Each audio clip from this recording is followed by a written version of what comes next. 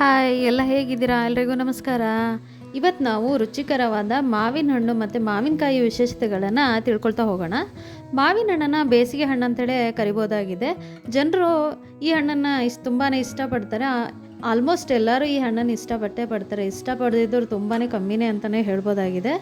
ಅದರಲ್ಲೂ ಈ ಬೇಸಿಗೆಯಲ್ಲಿ ಮಾವಿನ ಹಣ್ಣು ತುಂಬಾ ವಿಶೇಷ. ಪ್ರತಿಯೊಬ್ಬರು ಕೂಡ ಮಾವಿನ ಹಣ್ಣು ಅಂದ ತಕ್ಷಣ ಅಥವಾ ಮಾವಿನಕಾಯಿ ಅಂದ ತಕ್ಷಣ ತಮ್ಮ ಬಾಲ್ಯಕ್ಕೆ ಹೋಗ್ಬಿಡ್ತಾರೆ. ಯಾಕಂದರೆ ಬಾಲ್ಯದಲ್ಲಿ ಮಾವಿನಕಾಯಿ ಮೆಣಸಿನ ಪುಡಿ ಉಪ್ಪಿನ ಜೊತೆಗೆ ತಿಂದ ನೆನಪು ಪ್ರತಿಯೊಬ್ಬರಿಗೂ ಕೂಡ ಇರುತ್ತೆ ಅಂತ ಅಂದ್ಕೊತೀನಿ. ಮಾವಿನ ಹಣ್ಣಲ್ಲಿ ಅನೇಕ ಜಾತಿಯ ಪ್ರಭೇದಗಳನ್ನು ನಾವು ನೋಡ್ಬೋದಾಗಿದೆ. ಮಾವಿನಕಾಯಿ ಅಥವಾ ಮಾವಿನ ಹಣ್ಣು ನೋಡದೇ ಇದ್ದವರೇ ಇಲ್ಲ. ವಿಶ್ವದ ಪ್ರತಿಯೊಬ್ಬ ಜನರಿಗೂ ಕೂಡ ಮಾವಿನ ಹಣ್ಣಿನ ವಿಶೇಷತೆ ಗೊತ್ತೇ ಇದೆ. ಮಾವಿನಕಾಯಿ ಮಿಡಿಯಿಂದ ಹಿಡಿದು ಹಣ್ಣಿನವರೆಗೂ ಬಹಳಷ್ಟು ರೀತಿಯಲ್ಲಿ ತಿಂತೀವಿ. ಮತ್ತು ವಿಶೇಷ ಖಾದ್ಯಗಳನ್ನು ಸಹ ಮಾಡ್ಕೊಂಡು ತಿಂತಾ ಬರ್ತಾ ಇದ್ದೀವಿ ನಾವು. ಅದರಲ್ಲೂ ಭಾರತದಲ್ಲಿ ಸುಮಾರು 1500 ಪ್ರಭೇದದ ಮಾವಿನಕಾಯಿ ಅಥವಾ ಮಾವಿನ ಹಣ್ಣಿನ ಪ್ರಭೇದಗಳನ್ನು ನೋಡ್ಬೋದಾಗಿದೆ. ವಿಶಿಷ್ಟವಾಗಿ ಅವುಗಳ ಆಕಾರ, ಬಣ್ಣ, ರುಚಿಯ ಮೇಲೆ ಒಂದೊಂದನ್ನು ನಾವು ಗುರುತಿಸ್ತಾ ಹೋಗ್ತಾ ಇದ್ದೀವಿ. ಅದರಲ್ಲೂ ತೋತಾಪುರಿ, ಹ್ಯಾಪಸ್, ಸಿಂಧೂರ, ಬಂಕಿನಪಲ್ಲಿ, ರತ್ನಗಿರಿ, ರಸ್ಪೂರಿ, ಪೈರಿ, ಹಿಮಸಾಗರ್, ನೀಲಂ, ಮಲ್ಗೋವಾ, ಮಾಲ್ಡಾ, ಲ್ಯಾಂಗ್ರಾ, ಕೇಸರ್, ಮಲ್ಲಿಕಾ, ಬಾದಾಮಿ ಹೀಗೆ ಮುಂತಾದ ಜಾತಿಗಳನ್ನು ನೋಡ್ತಾ ಹೋಗ್ತೀವಿ. ಅಷ್ಟೇ ಅಲ್ಲದೆ ಮಾವಿನಕಾಯಿ ಉಪ್ಪಿನಕಾಯಿ, ಡೆಸರ್ಟ್, ಚಿತ್ರಾನ್ನ, ಮಾವಿನಕಾಯಿ ಚಟ್ನಿ ಮತ್ತು ಮಾವಿನಕಾಯಿ ಗೊಜ್ಜು, ಹೀಗೆ ಮಾವಿನಕಾಯಿ ಸಾರು, ಮಾವಿನಕಾಯಿ ನೀರು, ಇದೇ ರೀತಿಯಾಗಿ ಬಹಳಷ್ಟು ರೀತಿಯ ಖಾದ್ಯಗಳನ್ನು ಸಹ ನಾವು ಮಾಡಿಕೊಂಡು ತಿನ್ಕೊತಾ ಬರ್ತಾಯಿದ್ದೀವಿ ಕೂಡ. ಮಾವಿನ ಹಣ್ಣಿನಲ್ಲಿ ವಿಶೇಷವಾಗಿ ವಿಟಮಿನ್ ಎ, ಸಿ ಮತ್ತು ಇ, ಪೊಟ್ಯಾಷಿಯಮ್ ಮತ್ತು ಮೆಗ್ನೀಷಿಯಮ್ನಂತಹ ಖನಿಜಾಂಶಗಳು ಸಮೃದ್ಧವಾಗಿರೋದನ್ನು ನಾವು ನೋಡ್ಬೋದಾಗಿದೆ. ಸ್ನೇಹಿತರೆ, ಈಗ ಮಾವಿನ ಹಣ್ಣಿನ ಸೀಸನ್ನು ಮಾರುಕಟ್ಟೆಯಲ್ಲಿ ತುಂಬಾ ಜೋರಾಗಿ ಮಾವಿನಕಾಯಿ ವ್ಯಾಪಾರ ಶುರುವಾಗಿದೆ. ಮಾವು ಪ್ರಿಯರಿಗಂತೂ ಈ ಸೀಸನ್ನ ತುಂಬಾ ಇಷ್ಟಪಡ್ತಿರ್ತಾರೆ. ಯಾಕಂದರೆ ಮಾವಿನ ರುಚಿ ಮಾತ್ರ ಅಲ್ಲ, ಅದು ಆರೋಗ್ಯ ಕೂಡ ತುಂಬಾ ಪ್ರಯೋಜನಕಾರಿಯಾದಂಥದ್ದು.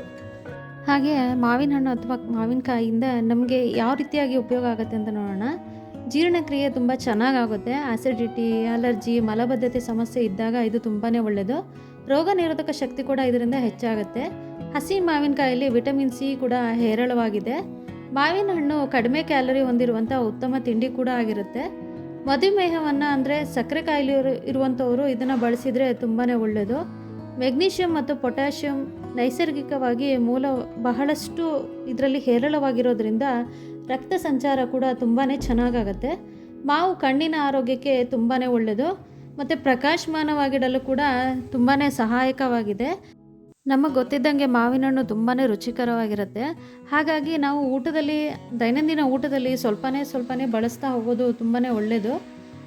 ಅದರಲ್ಲೂ ಈ ಬೇಸಿಗೆ ಕಾಲದಲ್ಲಿ ಈ ಹಣ್ಣನ್ನು ತಿನ್ನೋದ್ರಿಂದ ತುಂಬಾ ಒಳ್ಳೆಯದು. ನಮ್ಮ ಜೀರ್ಣಕ್ರಿಯೆಯಿಂದ ಹಿಡಿದು ರಕ್ತ ಪರಿಚಲನ ಚೆನ್ನಾಗಾಗೋವರೆಗೂ ಇದು ತುಂಬಾ ಒಳ್ಳೆ ಕೆಲಸ ಮಾಡುತ್ತೆ.